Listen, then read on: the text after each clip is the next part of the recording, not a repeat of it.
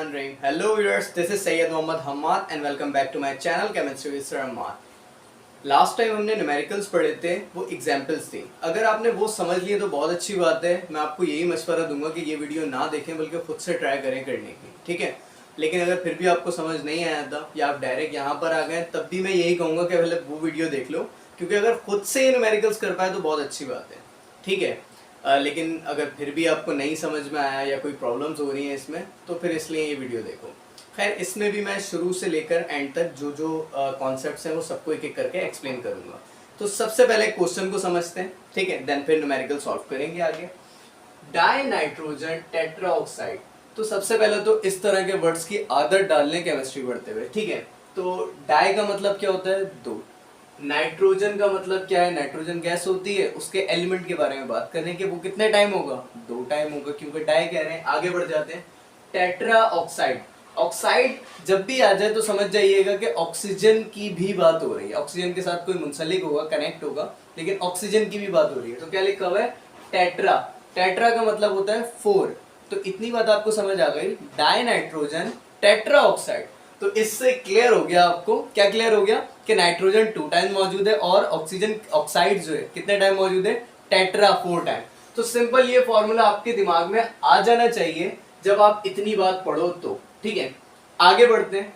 Decomposed into. Decomposed हो रहा है nitrogen dinitrogen tetroxide into किस में हो रहा है? Nitrogen dioxide. तो यहां पर भी समझिएगा, नाइट्रोजन 1 टाइम कहा इन्होंने, फिर क्या? Die oxide. डाई का मतलब आपको क्या बताया मैंने? 2. तो मतलब ऑक्सीजन कितने टाइम है? 2 टाइम. तो ये फॉर्मूला भी आपको समझ में इजीली आ जाएगा कि यहाँ पर नाइट्रोजन कहा इन्होंने पहले और फिर कहा डाई ऑक्साइड, और देखिए O के साथ क्या लगा हुआ है? 2 लगा हुआ है. In a reversible reaction.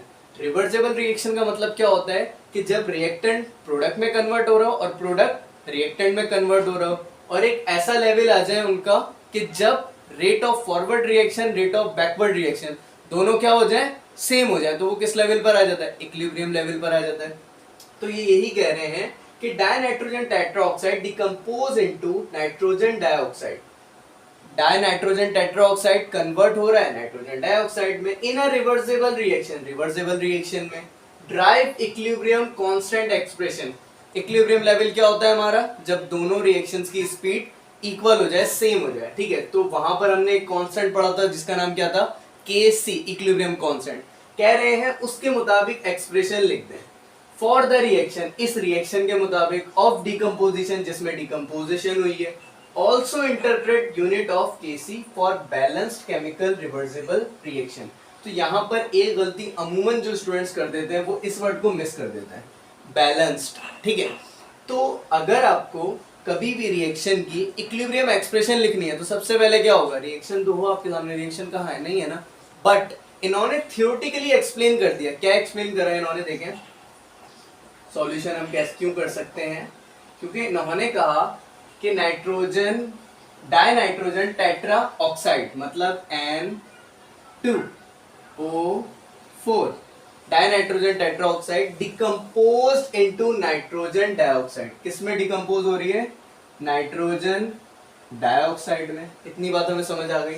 Next, in a reversible reaction. Reversible reaction लिखा हुआ आ गया, मतलब कि हम समझ जाएंगे कि रिएक्शन फॉरवर्ड भी है और बैकवर्ड भी है. फॉरवर्ड भी हो रहा है, बैकवर्ड भी हो रहा है, इसीलिए तो रिवर्सिबल कह रहे हैं इसे. तो अब रिएक्शन तो हमारे सामने आ गया. मैंने आपको कहा, क्या कहा कि स्टूडेंट अमूमन ये प्रॉब्लम कर देते हैं. क्या प्रॉब्लम कर देते हैं? इस वर्ड को भूल जाते हैं और फिर पूरा इक्वेशन जो है वो सॉल्व कर देते हैं और आखिर में गलत हो जाती है. तो यहाँ पर एक चीज समझिएगा, इन्होंने कहा है बैलेंस. यहाँ पर आपको बैलेंस नजर आ रही है इक्वेशन? नहीं आ रही. अब बैलेंस कैसे चेक करते हैं? तो बहुत सिंपल सी बात है जो क्लास 9 में भी पढ़ते आ रहे हैं. अब नाइट्रोजन कितने टाइम है? यहाँ 2 टाइम है. यहाँ नाइट्रोजन कितने टाइम है? 1 टाइम है. बैलेंस है? नहीं है. आगे बढ़े. ऑक्सीजन कितने टाइम है? 4 टाइम है. ऑक्सीजन कितने टाइम है? 2 टाइम है. बैलेंस है? नहीं है बैलेंस. तो ये बैलेंस कैसे हो सकता है? यहाँ नाइट्रोजन 2 टाइम है और यहाँ नाइट्रोजन 1 टाइम है. अब इसको बैलेंस कैसे कर सकते हैं? तो बहुत सिंपल सी बात है, नाइट्रोजन 2 है, यहाँ पर भी 2 कर देते हैं. क्या करेंगे? हम मोल्स बढ़ा देंगे. 1 मोल था, अब मैं अपने पास से यहाँ 2 लगा रहा हूँ. 2 लगाने से क्या होगा? 2 1 2, नाइट्रोजन 2 हो गए. 2 2 4, ऑक्सीजन कितने हो गए? 4 हो गए. तो अब मैं कह सकता हूँ कि हाँ, ये इक्वेशन जो है अब मुझे बैलेंस नजर आ रही है, ठीक है। तो अब मैं क्या कर सकता हूं, इक्विलिब्रियम एक्सप्रेशन इसकी लिख सकता हूं। इक्विलिब्रियम एक्सप्रेशन कैसे लिखते हैं, equilibrium for equilibrium expression, equilibrium expression के लिए हम क्या करेंगे, सबसे पहले फॉर्मूला लिख लेते हैं, Kc is equals to product की concentration over reactant concentrated form में, यही फॉर्मूला था ना इसका। अब प्रोडक्ट यहाँ पर क्या है, अगर मैं आपसे सिंपल से पूछूं तो आप कहेंगे सर ये रहा प्रोडक्ट और ये रहा हमारा रिएक्टेंट। तो अगर हम Kc की वैल्यू में जो है प्रोडक्ट और रिएक्टेंट को पुट करें तो ये हो जाएगा हमारा NO2 कंसंट्रेटेड फॉर्म में, सही है। और रिएक्टेंट आ गया, रिएक्टेंट क्या हमारा N2O4, N2O4 हो गई इक्वेशन। नहीं, एक गलती कर रहे हैं, क्या गलती कर रहे हैं कि NO2 के साथ क्या लगा हुआ है, यहाँ पर 2 लगा हुआ है, मतलब नंबर ऑफ मोल्स।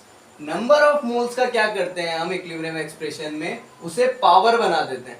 तो NO2 के ऊपर पावर लग जाएगी 2। ये हो गई हमारी Kc की इक्विलिब्रियम एक्सप्रेशन। अब यहां तक तो हमने बात कर ली, इक्विलिब्रियम एक्सप्रेशन दे दी। नेक्स्ट इन्होंने क्या कहा था, also interpret unit of Kc। Kc की यूनिट कैसे निकल सकती है, तो बहुत सिंपल सी बात है, इसी को आगे बढ़ाते हैं। Kc is equals to concentration की यूनिट क्या होती है, तो आप कहेंगे सर ये बता चुके हैं आप, क्या, मोल dm इनवर्स क्यू, ठीक है, इस तरीके से कह सकते हैं। और दोबारा कहूंगा मैं, कंसंट्रेशन की क्या यूनिट होती है, मोल डॉट dm क्यूब, यही होती है। लेकिन यहां पर कंसंट्रेशन पे स्क्वायर था, तो हम इसकी यूनिट पे भी क्या करेंगे, स्क्वायर लगा देंगे। अब यहाँ स्क्वायर है मतलब 2 बार है, और यहाँ पर अगर इसको कंसंट्रेटेड फॉर्म में लिख रहे हैं हम, तो यहाँ पर 1 है समझ लें। तो ये 1 से डिवाइड हो जाएगा और क्या रह जाएगी Kc की यूनिट हमारी, Kc is equals to mole dm inverse cube, ये हो गया हमारी Kc की यूनिट, ठीक है। तो नेक्स्ट दूसरा न्यूमेरिकल समझते हैं। न्यूमेरिकल है तो इसमें इक्वेशन जो है आपको नहीं दी गई, इक्वेशन आपने खुद से बना लेनी है, कोई प्रॉब्लम नहीं होती, इजीली इक्वेशन आप बना सकते हो, कोई मुश्किल नहीं है। अच्छा, यहाँ पर आपको PCl5, PCl3 करके इन्होंने दिया हुआ है, ज़रूरी नहीं है आपको इस तरीके से दिया जाए, ये चेंज करके भी दे सकते हैं, क्योंकि जैसे कि आपको पता है कि नोटिफिकेशन आई थी कि अब जो आपके एग्जाम्स हैं वो नए तर्ज पे होंगे। इसका मतलब ये कि आपको कॉन्सेप्ट दिया जाएगा बुक वाला, ज़रूरी नहीं है कि बुक का ही क्वेश्चन आएगा, ठीक है। तो मेंटली तौर पे प्रिपेयर रहें। पेंटा मतलब 5 होता है, ठीक है। फॉस्फोरस पेंटा क्लोराइड भी लिख कर दे सकते थे, लेकिन इन्होंने PCl5 लिख दिया, तो ये थोड़ा इजी है समझने के लिए। तो सबसे पहले क्वेश्चन को समझते हैं। PCl5, PCl3 and Cl2 are at equilibrium, equilibrium level पर पहुंच चुके हैं। ये तीनों इन्होंने बता दिए हमें कि PCl5 को डिकम्पोज किया है किसमें, PCl3 और Cl2 में।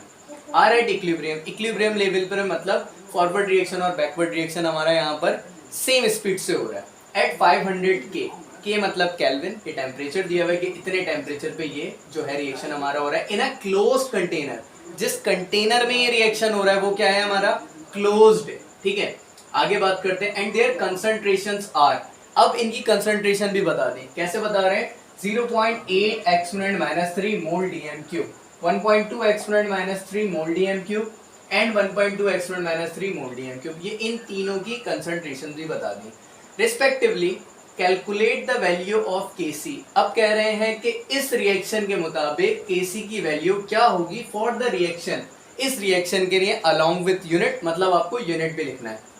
तो सबसे पहले डेटा बना लेते हैं। डेटा में हम क्या बातें लिखते हैं जो हमें पता है। गिवन डेटा में हम लिख लेंगे PCl5 की कंसंट्रेशन, जो फर्स्ट कंसंट्रेशन है आपने कहा कि ये PCl5 की हो गई, ठीक है, 0.8 एक्सपोनेंट -3। सेकंड वाली जो है PCl3 की हो गई 1.2 एक्सपोनेंट -3, और थर्ड वाली हमारी Cl2 जो ये हो गई 1.2 एक्सपोनेंट -3, इसकी कंसंट्रेशन हो गई। नेक्स्ट कैलकुलेट क्या करना था वो आपने लिख दिया रिक्वायर्ड में कि Kc की वैल्यू फाइंड आउट करनी है अलोंग विथ यूनिट, यूनिट के साथ करनी है। सॉल्यूशन, अब सॉल्यूशन स्टार्ट करने से पहले तो आपको रिएक्शन दे दिया जाता था, बट यहाँ पर रिएक्शन नहीं मौजूद, तो आप रिएक्शन लिख लेंगे, कोई प्रॉब्लम नहीं है, आहिस्ता आहिस्ता आपको समझ आ जाएगा। PCl5 इक्विलिब्रियम लेवल पर है, मतलब फॉरवर्ड बैकवर्ड दोनों रिएक्शन होगा। किस में डिकम्पोज हुआ है, PCl3 प्लस Cl2। तो ये रिएक्शन लिखने के बाद सबसे पहले आपने एक चीज को मेक श्योर कर लेना है कि ये रिएक्शन जो आपने लिखा है कि इसमें वैल्यूज जो हैं, जो एलिमेंट के मोल्स जो हैं वो इक्वल हैं या नहीं है। ठीक है, जैसे कि मोल्स और जितने टाइम जो एलिमेंट है वो यहाँ पर और वहाँ पर बैलेंस है या नहीं है। तो फॉस्फोरस यहाँ 1 टाइम है, यहाँ भी 1 टाइम है। Cl5 क्लोरीन यहाँ कितने टाइम है, 5 टाइम है।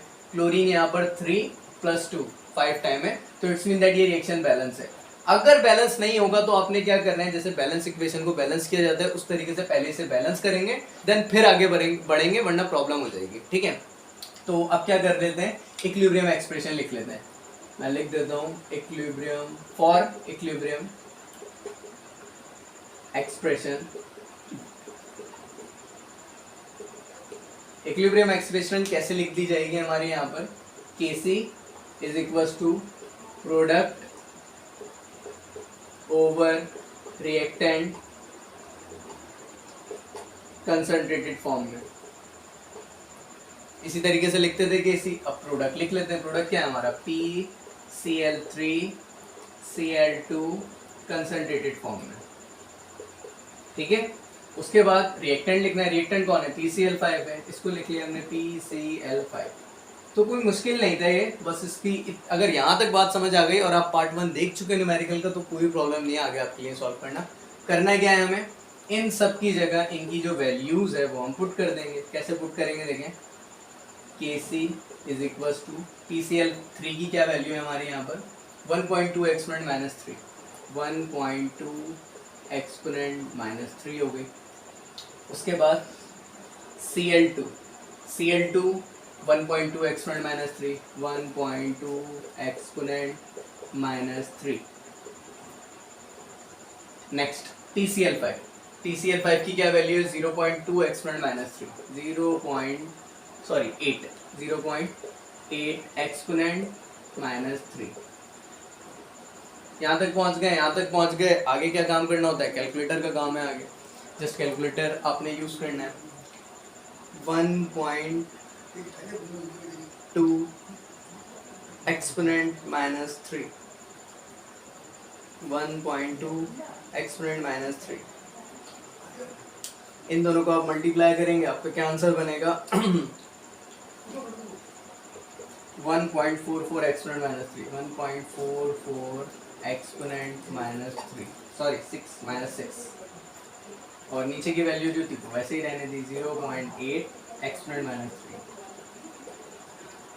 ठीक है, 0.8 एक्सपोनेंट -3। अब इन दोनों को डिवाइड कर देंगे, आंसर डिवाइड बाय 0.8 एक्सपोनेंट -3। इस कैलकुलेशन के बाद जो Kc की वैल्यू निकली वो हमारी निकली 1.8 एक्सपोनेंट -3। ये Kc की वैल्यू क्या निकली है, 1.8 एक्सपोनेंट -3। बट यहाँ पर यूनिट लगाना रह गया, तो यूनिट किस तरीके से निकालना है, वो ड्राइव करके निकालना है, इसके अकॉर्डिंग ही इसके थ्रू ही निकालेंगे। यूनिट लिखनी है। अब यूनिट कैसे निकलेगी, सिंपल सी बात है। यहाँ पर PCl3 की क्या यूनिट होगी, यहाँ मैं यूनिट ड्राइव करके बता रहा हूँ आपको। ठीक है, तो इसको समझ लीजिएगा आपको किस तरीके से यूनिट जो है वो हमारी निकाली जा रही है। यहाँ तक तो आपको समझ आ गया। नेक्स्ट जो है मैं यूनिट भी यही सॉल्व करके बता रहा हूँ आपको।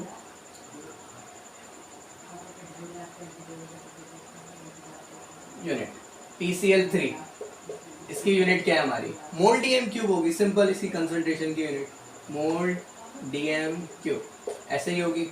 आगे बढ़ जाते हैं, मोल DM क्यूब, इसकी कंसंट्रेशन की यूनिट मोल DM क्यूब आ गई। ठीक है, इसकी कंसंट्रेशन की यूनिट मोल DM क्यूब आ गई। PCl5 की कंसंट्रेशन की यूनिट मोल DM क्यूब आ गई। किस फॉर्म में, डिवाइड फॉर्म में। इससे ये डिवाइड हो जाएगा, बिल्कुल हो जाएगा। क्या बच गया, मोल डॉट DM क्यूब, तो हमने लिख दिया यहाँ पर मोल डॉट DM क्यूब। ये आ गई हमारी Kc की वैल्यू। अब लास्ट में आप रिजल्ट की हेडिंग बनाएं जैसे सॉल्यूशन की बनाई थी, और रिजल्ट में लिख लें कि Kc की वैल्यू कैलकुलेट करनी थी ना। The value of Kc is 1.8 exponent -3 mole DM cube for this reaction. That's it, आपकी रिएक्शन की जो वैल्यू थी वो भी आ गई और यूनिट भी आ गई। थर्ड न्यूमेरिकल स्टार्ट करते हैं। थर्ड न्यूमेरिकल भी इजी है हमारा, बहुत ही ईजी है बल्कि ये तो। ठीक है, अगर आपने क्वेश्चन का जो कॉन्सेप्ट था वो पढ़ रखा है तो नहीं पढ़ रखा तो अभी पढ़ा दूंगा, कोई प्रॉब्लम वाली बात ही नहीं है। तो कैसे होगा ये, the value of Kc for the reaction is, बहुत अच्छी बात है, इन्होंने Kc की वैल्यू खुद ही दे दी जो अक्सर हमें निकालनी पड़ती है। उसके अलावा सेकंड नंबर पे रिएक्शन भी दे दिया इन्होंने। नेक्स्ट आगे बढ़ते हैं, at a given temperature, given temperature पे the molar concentration of reaction mixture, जो रिएक्शन हो रहा है उसकी मोलर कंसंट्रेशन के बारे में बात कर रहे हैं ये, कि हाइड्रोजन एंड देन आयोडीन, ये जो इन्होंने बॉन्ड बना रखा है इसकी कंसंट्रेशन वाली फॉर्म क्या है, 2 × 5 मोल dm³। आगे बढ़े, हाइड्रोजन H2 1 × -5, I2 1 × -5। तो इट्स मीन दैट कि हमें इनकी कंसंट्रेशन भी पता है और उसके अलावा हमें Kc की वैल्यू भी पता है। तो ये कह रहे हैं हमसे कि predict the direction of reaction, reaction किस डायरेक्शन पे जाना चाहेगा इक्विलिब्रियम लेवल अचीव करने के लिए। तो यहाँ पर हम एक कॉन्सेप्ट पढ़कर आए, हम क्या करते थे, Kc की वैल्यूज को और Qc की वैल्यू को कंपेयर करवा देते थे। कंपेयर करवाते थे तो हमें आंसर मिल जाता था कि रिएक्शन फॉरवर्ड होगा या बैकवर्ड होगा। तो अब आप कहेंगे सर ठीक है करवा दें कंपेयर, Kc की वैल्यू तो हमें पता है, क्या है Kc की वैल्यू 1 × -4, बट Qc की वैल्यू नहीं पता है, तो बड़ी प्रॉब्लम वाली बात हो गई। अब क्या करें, कोई प्रॉब्लम वाली बात नहीं है, यूं सॉल्व हो जाएगी क्योंकि इन दोनों का फॉर्मूला सेम ही था ना, तो वैसे ही स्टार्ट होगा, कोई प्रॉब्लम नहीं है। ठीक है, हम क्या कर रहे हैं, सबसे पहले डेटा बना लेते हैं। गिवन डेटा, डेटा में क्या चीज लिखते हैं हम, जो चीजें हमें मालूम है। क्या क्या मालूम है, सबसे पहले Kc की वैल्यू पता है, तो हम लोगों ने लिख लिया Kc = 1 × -4। ठीक है, आगे बढ़े, आगे बढ़ने के बाद हमें कंसंट्रेशंस मिल गई किसकी, सबसे पहले जो है हमारा रिएक्टेंट की मिल गई। रिएक्टेंट क्या है हमारा, HI, कंसंट्रेशन मिल गई इसकी, कंसंट्रेशन फॉर्म में इसकी वैल्यू क्या है, 2 × -5 मोल dm⁻³। ठीक है, आगे बढ़े, H2, H2 की कंसंट्रेशन भी पता है हमें, क्या है H2 की कंसंट्रेशन, 1 × -5 मोल dm⁻³। आगे बढ़े, आयोडीन, I2 की भी हमारे पास मौजूद है कंसंट्रेशन 1 × -5 मोल dm⁻³। तो यहाँ तक तो पहुंच गए। निकालना क्या है हमें, प्रेडिक्ट करना है रिएक्शन को। तो सिंपल सी बात है, आप रिक्वायर्ड में लिख लो, रिक्वायर्ड में आप क्या लिख लोगे, जो चीज निकालनी होती है। क्या निकालना है आपको, डायरेक्शन ऑफ रिएक्शन लिख लो, डायरेक्शन ऑफ रिएक्शन लिखना चाहो डायरेक्शन ऑफ रिएक्शन लिख लो, डायरेक्शन ऑफ Rx जो मैं लिखता हूँ ये इसका मतलब है रिएक्शन, आप पूरा लिखना चाहो पूरा लिख लेना, तो रिएक्शन की शॉर्ट फॉर्म लिख रहा हूँ, बोर्ड में लिख के बता देना ये, ठीक है। अच्छा खैर, तो क्या Qc लिख लो क्योंकि क्वेश्चन भी निकालना पड़ेगा हमें। सॉल्यूशन स्टार्ट कर रहे हैं।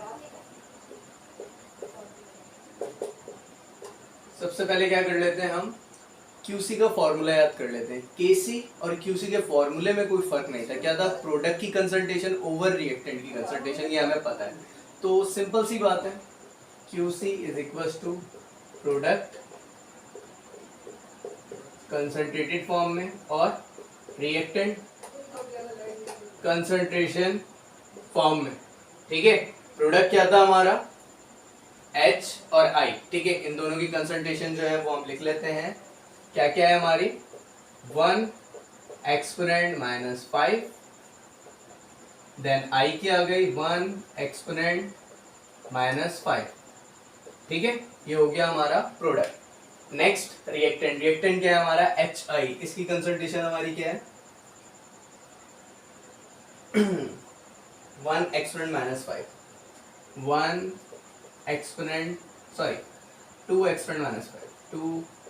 × -5, ये इसकी कंसंट्रेशन आ गई। तो सिंपल प्रोडक्ट और रिएक्टेंट हमें मिल गया यहाँ पर। अगर इक्विलिब्रियम एक्सप्रेशन लिख लें हम इसकी पहले तो और बेहतर है, लिख देता हूँ मैं, एक काम करता हूँ। इक्विलिब्रियम एक्सप्रेशन हमारी क्या होगी, इसकी प्रोडक्ट हमारा H2 कंसंट्रेटेड फॉर्म में, I2 कंसंट्रेटेड फॉर्म में, उसके अलावा नेक्स्ट आ गया HI जो है वो भी हमारा कंसंट्रेटेड फॉर्म में होगा। और एक चीज, नंबर ऑफ मोल्स, जैसे मैं बता चुका हूँ आपको कि नंबर ऑफ मोल्स जो है वो क्या होता है, पावर बन जाता है। जब इक्विलिब्रियम एक्सप्रेशन में लिखते हैं। तो इक्विलिब्रियम एक्सप्रेशन में लिख रहे हैं इसलिए पावर बन गया, ठीक है। तो यहाँ हमने क्या करा था, वैल्यूज पुट करी, इसकी वैल्यू 1 एक्सपोनेंट माइनस 5, इसकी भी value 1 exponent minus 5, H I की वैल्यू क्या थी 2 एक्सपोनेंट माइनस 5 और स्क्वायर जो 2 लगाना था, ठीक है। तो वो हमने 2 लगा दिया। अब क्या करना है, सिंपल कैलकुलेशन करनी है। कैलकुलेशन करेंगे तो किसकी वैल्यू आएगी, क्यूसी की वैल्यू आएगी। जब क्यूसी की वैल्यू आएगी उसको केसी की वैल्यू से कंपेयर कराएंगे और फिर हमें हमारा आंसर मिल जाएगा कि किस डायरेक्शन में है जो रिएक्शन हमारा प्रोसीड करेगा। अच्छा, तो 1 exponent minus 5, 1 exponent minus 5 multiply हुए, इनका आंसर आ रहा है 1 एक्सपोनेंट माइनस 10, 1 एक्सपोनेंट माइनस 10। इन दोनों को मल्टीप्लाई करने पे ये आंसर बन गया हमारा। आगे बढ़ते हैं, 2 एक्सपोनेंट माइनस 5,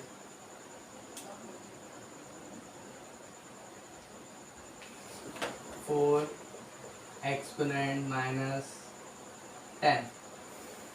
नेक्स्ट इन दोनों को डिवाइड कर देंगे, 1 exponent minus 5 divide by 4 exponent minus 10।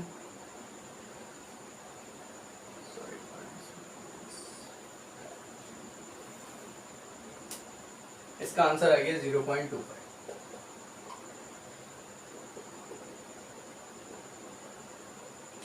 तो सिंपल 0.25 तक हम पहुंच गए। किसकी वैल्यू निकल गई है, क्यूसी की वैल्यू निकल गई। क्यूसी की वैल्यू 0.25 आ गई, ठीक है। इतनी बात आपको समझ में आ गई। उसके बाद मैं लिख रहा हूँ यहाँ पर खुद से समझने के लिए, अपने समझने के लिए हम लिख रहे हैं comparing the values of QC and KC. जैसा मैंने स्टार्ट में बताया था, क्या करना होता है, क्यूसी की वैल्यू और केसी की वैल्यू को कंपेयर कर लेते हैं। तो सिंपल मैंने यहाँ लिख दी क्यूसी की वैल्यू 0.25 और केसी की वैल्यू 0.0001। अब ये मैंने लिख दी यहाँ पर 0.00001 और अब आप कहेंगे सर यहाँ पर तो 1 एक्सपोनेंट माइनस 4 लिखा हुआ है। तो बेटा ये सेम बात ही होती है अगर आपने साइंटिफिक नोटेशन पढ़ रखी है। ये जो पॉइंट है ये एक एक करके अगर मैं यहाँ ट्रेवल कराऊँ तो ये हो जाएगा 1 exponent 0.1 exponent minus 1 minus 2 minus 3 minus 4। इस तरीके से ना पॉइंट्स जो ट्रेवल कराते हैं तो एक्सपोनेंट की वैल्यू बढ़ती जाती है, ठीक है, नेगेटिव साइन में अगर इस तरीके से हम ट्रेवल करा रहे हो। खैर, इन दोनों वैल्यूज में से बड़ी वैल्यू कौन सी, छोटी वैल्यू कौन सी, आपको इजीली समझ आ रहा होगा, ठीक है। केसी की वैल्यू जो है हमारी वो कम है, क्यूसी की वैल्यू जो वो ज्यादा है। ये 0.0001 बहुत जाके दूर 1 मिल रहा है हमें, या 0.2 फॉरन से 2 मिल रहा है, ठीक है। तो यहाँ केसी की वैल्यू हमारी कम है और क्यूसी की वैल्यू ज्यादा है। तो इसको समझने का बहुत आसान तरीका है। क्या तरीका है, देखिए सपोज दैट एक रिएक्शन है, एक रिएक्शन प्रोसीड हो रहा है यहाँ से यहाँ तक, ठीक है। आप समझ लें एक रिएक्शन है हमारा। अब रिएक्शन में क्या होता है, रिएक्टेंट होता है और प्रोडक्ट होता है, इतना तो हमें पता ही है। नेक्स्ट, रिएक्टेंट से प्रोडक्ट के दरमियान जब रिएक्टेंट प्रोडक्ट में कन्वर्ट हो रहा होता है, प्रोडक्ट रिएक्टेंट में कन्वर्ट होता है, तो एक पॉइंट होता है जिसको हम कहते हैं इक्विलिब्रियम पॉइंट, मतलब कि बैलेंस स्टेट, जहां पर फॉरवर्ड और बैकवर्ड रिएक्शन जो है हमारा सेम स्पीड से प्रोसीड कर रहा होता है। तो जब हमने क्यूसी की वैल्यू निकाली तो हमने देखा कि क्यूसी की वैल्यू तो ज्यादा है। अगर हम बात करें केसी की तो इक्विलिब्रियम लेवल हमारा कब आएगा, जब केसी की वैल्यू होगी। अगर हम केसी की वैल्यू को कंपेयर करें क्यूसी की वैल्यू से, क्योंकि क्यूसी की वैल्यू ज्यादा थी ना इसलिए मैंने दूर लिख दी, ठीक है। अगर कंपेयर करें तो केसी से ज्यादा है क्यूसी की वैल्यू, इसीलिए मैंने थोड़ा सा दूर रखा है।